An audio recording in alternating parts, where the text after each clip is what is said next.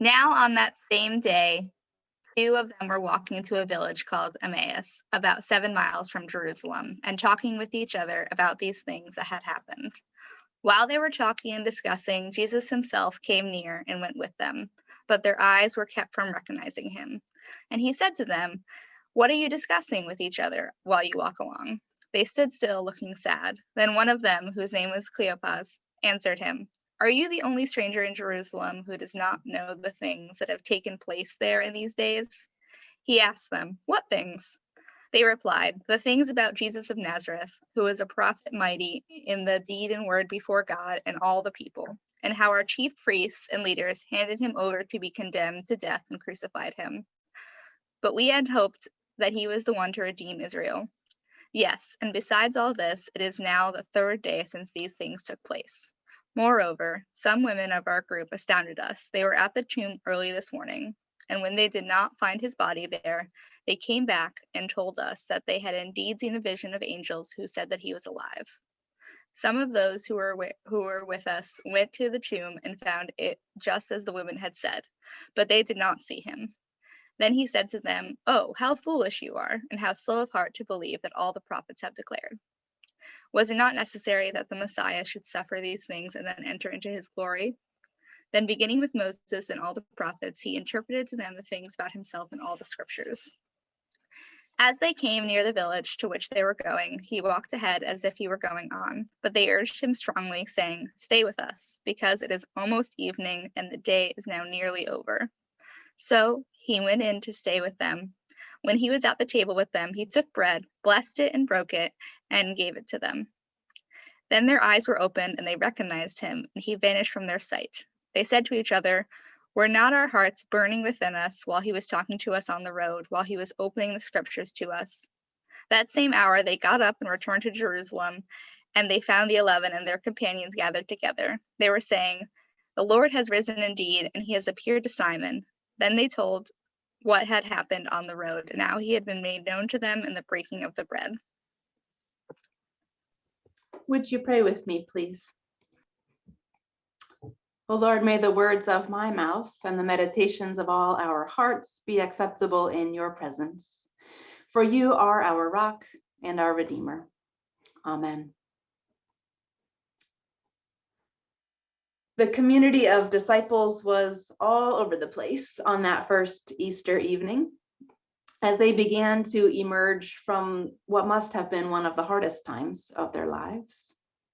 Some of them were still deep in the fear and anxiety and trauma, still seeing and hearing and feeling the impact of the horror of all they had witnessed, still replaying the scenes in their minds, still wishing they had done or not done things differently, still hiding behind locked doors, still feeling like the world was unsafe, still afraid that what had happened to their friend might happen to them. Some of them were at the opposite end of the spectrum. They had seen the stone rolled away, the tomb empty, the angelic messengers proclaiming that death had lost its sting. They were fully convinced that the strife was over, the battle won. They were fully bought in to the new life and hope that were breaking into the world, and they were ready to live as if it were true. And some of them, as in the story Miranda read for us today, were somewhere in between, still trying to process the terrible things they had endured, still needing to tell their story and figure out what it meant and where God was in the midst of it all, hoping tenuously that maybe the good news was real, just beginning to venture forth for a walk or a conversation with a friend. The community of disciples was all over the place on that first Easter evening as they began to emerge from one of the hardest times in their lives. And isn't the same true for us? This community of disciples too, we are a bit all over the place as we begin to emerge from the devastation and suffering of the past year plus. Some of us are still deep in the fear and anxiety and trauma. And to be clear, all of us are still in the thick of the pandemic. Our siblings around the globe are still suffering terribly, and we know that since all of humanity is related, and since viruses show no regard for national borders, their suffering harms us too. Even here in New Haven, the case rate is still an order of magnitude higher than we'd like it to be safe to gather in person. Some of us have yet to be fully vaccinated because of age or medical condition or personal circumstances or social inequity. Some of us live with or care for someone who cannot yet be vaccinated or is vulnerable for other reasons. Some of us are just going to need some time to start to feel safe venturing forth again. Some of us are at the opposite end of the spectrum. Those who have the good fortune to be fully vaccinated may be ready to go. Some of us are meeting friends for coffee, running errands without fear, having dinner parties, attending music festivals and theater productions, or planning to do so soon. And of course, eager, beyond eager, to return to worship in person in our beloved meeting house sanctuary. Some of us are somewhere in between, still partly in the mode of survival and triage, still holding the depth of all those emotions at bay, still not sure how to make sense of all that has happened to and around us, still wondering perhaps where God is and what God is doing while the world goes up in flames, swinging back and forth between relief and trepidation, eagerness and dread, hoping the good news can be trusted, fearing the disappointment if it can't, not sure just how far to lean in yet. Maybe ready for a walk and talk with a friend on the road to Emmaus. The Gospels contain a variety of resurrection appearances, a variety of stories in which Jesus appeared to his disciples after that first Easter occurred. Some are one-on-one, some are in a group, some take place outdoors, some take place behind closed doors, some involve eating and drinking, some hugging and kissing, some just conversation, some are recounted fully in all their details, others are alluded to in passing, but not fully told. Often, Jesus is hard to recognize at first. The disciples feel confused, but then there is that shimmering moment where it all comes clear. The good news of these strange, surprising, sometimes convoluted, often hard to believe stories is that Jesus shows up to the whole, all over the place mess of the disciples' community, of our community, even of our own complicated internal communities. Jesus shows up and meets them where they are, offers them what they need. He listens to their stories. He helps to interpret them. He reminds them that he loves them and gives them his peace that passes all understanding. He reminds them of who he is, of who they are. He reminds them of their call to be in faithful relationship with one another and with God. He inspires them again to bring good news to the poor, to proclaim release to the captive, healing to the afflicted, to let the oppressed go free. He shows them again how to live as embodied manifestations of the gospel. And if we let him, my friends, he will do the same for us.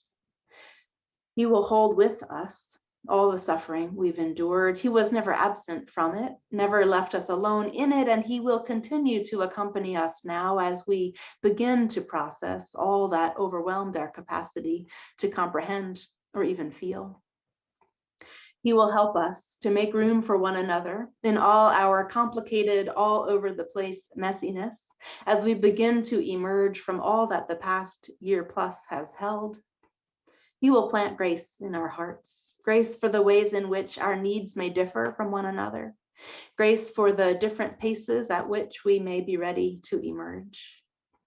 He will remind us that the same values that held us together at the start, radical hospitality, love for neighbor, particular care for those who are most vulnerable, they will continue to guide us as we move forward in the same way that we would not leave behind those who were vulnerable a year ago. Our elders, those whose medical conditions put them at greater risk for severe illness and death.